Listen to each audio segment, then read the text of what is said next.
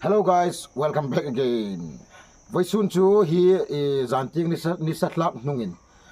Thing phur ding tin ka zokin thok doka le ayang en pe ding ani cafe na hai kau suk lang pe ding ani.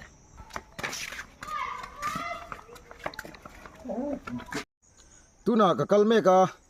kalna tur chu ka thleng trepa hringnu ni a har salutuk. Kei ma hian vok pathum tal ka vaya in sunga hian family members hian mi pa ke ma chau kania fakpamal nei sun kani chuwang chon papui ang deu hi kani papui hringnu ni ka mang top ani tuna ka kalanga hey ti turia tamlu tu ka lo te ka en ka yang mo chu chu ni ka ti do anni hai hi ka pi ka pu hai kanu te hai en na hi zan jing an ni hi suna lo zo fe ni tan thing phur hai suna khan kai ka ti ang khan sindang ka lo tho lai khan zan ti hnungin ka fe thei chawana anni ai ko mi hi chol na huna hin bethel huna an lo chol ani bethel ko la hin hi lai mun hi ik tik lai khom thing phura kan fe chun kan chol tok tok la kan ni chule kan ni hai chu voi khat chol an lo ni ta an lo ha da man ta le kai hi chu tu hin ka fe ding chaw ani thing phura. Today here I'm very happy because I have new cameraman Mr. Gabriel Lalram here. He is my neighbor. Mr. Gabriel is cameraman. I'll speak every language. Tuna hi relam hlui ka thleng to a helai mun a hian naupang te kan ni lai khan hei kanin khelna engti mo kan ti don vate kan perna chuan kan thian te helai mun a hian thing kan kal rama kan kal chuan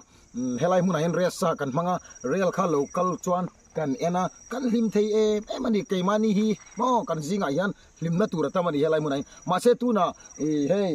engtin mo kan ti don motor vehicle a akal to amo motor hi akal to a atleng to a tuna he kan en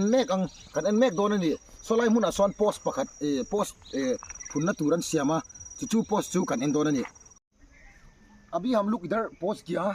वो टावर का जगह इधर में पुराना rail line बोला आगे में तो पहले में इधर में अभी देखो पोस्ट इधर में 1 2 1 2 3 4 इधर में बड़ा पोस्ट होगा क्योंकि इधर में क्या पोस्ट बनेगा बोला हम लोग पूछा तो सवाल पूछा इधर में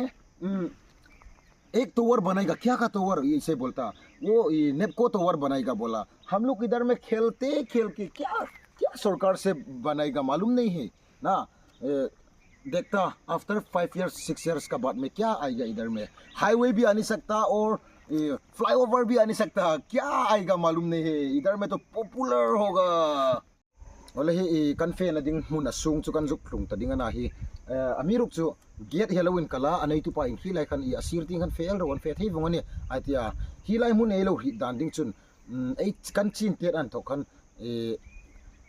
pupu sang oi pa leilet an lo tilaka ama chu mi lo boral santa chulai hi lai mun hin kan naw pang lai ting ka ti kai ni ne ka upadeu deu nung kan zui pulal ro thang tulor pura balal ro thang tulor hi tu hin chama chu gohati hai ko ta hin thokta chung hai nung chu zuin vate dam kan lo per la ka khung ting hai khun chun hing ting hing an hing ting pang hin song ting pang son sigun bil ting pang son vate mi per pui la ka an nung hi kan lo zu ya le phai da ngun kan him thei me mani khang hun hai ka ka zu ngai tu chun voi sun ni voi jan ting ka khu chu asot le ani chun hi hing lai huna hai hin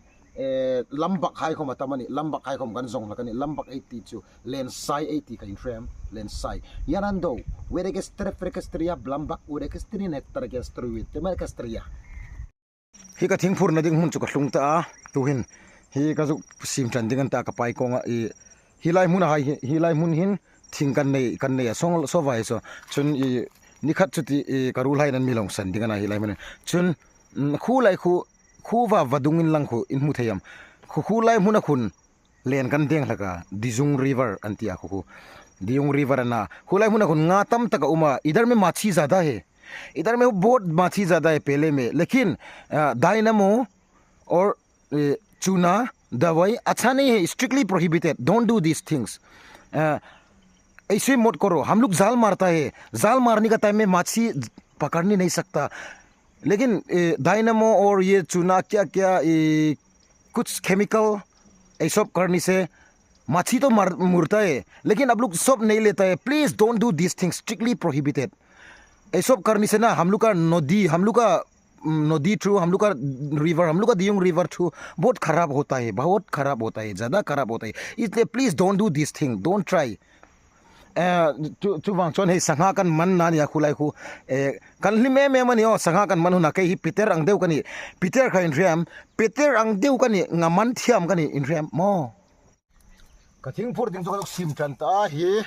vaisun chu akaw hai hi phur phot kata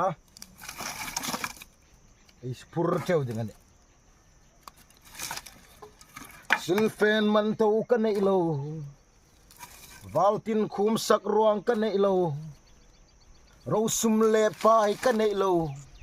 ma se ka mangai na ka lan che ka thei zong hi ita ani izun ngai lung leng wang ino eng ma ka nei lo ti tur pok nei pok nei lo pek tur che pok nei lo ma se ka mangai na ka lan che ita ni o unaw ka thei na zong ita ani ka pumin kan pek ita turin ka mangai chen no unaw ka mangai lutuk se o baby ka thei zong hi ita ani izun ngai lung leng wang hian mo ka naute tuin ka theng phur dingai chu ka sim zo ta kong phur ta hi in chu kang pan nok phat dingane ai lo wang en nok pe dingane ing angam hu sok dingane en nu mak tak mit turu hin na dek dingane mit turu ka ria mi huai sen mit mu hi moem presbytery conference khan na thok ngai lo ang teu khan ka oma ente hi tuna ka ha to lutuk eng ma ti tur ka nei to lo ni hi conference a chuan pui dewin nula kan rima tuna he ha ka ha to lutuk na thok ngai lo ang deu khan ko mani presbytery conference a khan dan ke zong ka kling lo min dem lo la si ramin nol mat la ka mangai na helbik long che rongkol haro sakai mo intia ichak lo lutuk rongkol haro chak dewin kalau ni chak takin hei sakai hibo ha to ni kong hiat chet lutuk he ta yan jcb na thokabo kan ti khar yan line lu ya khan jcb na thoka wangin helai mu na yan pil hen pe ya mi ring kal na tur ko ngom to lo kong chhalwa kan kala ni he a hat om lutuk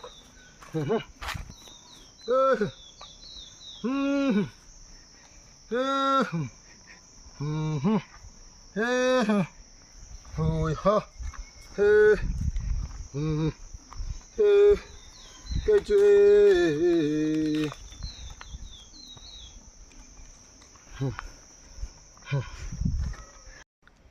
tuhin nakita ka pite ka pute kanute hai lo chol na mun kan chol na mun lak reng kha ting ka ti nakita yung su lang ta mun kha ka lung nok ta lai so la hle ne thing phur hi nu mai me no ne amiruk chu har salowa fak zong ding chun an thai sino har sat na intem tu hai chu puitling na nun lu lakani chu le chun ai har same chun inkim mi ri thim lakani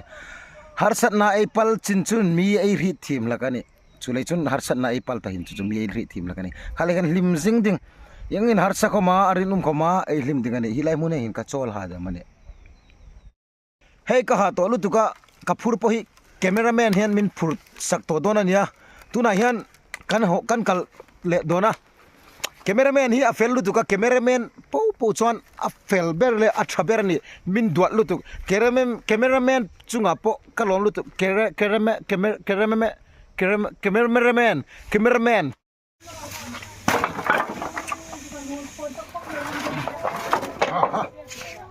अभी मैं घर पहुंच गया है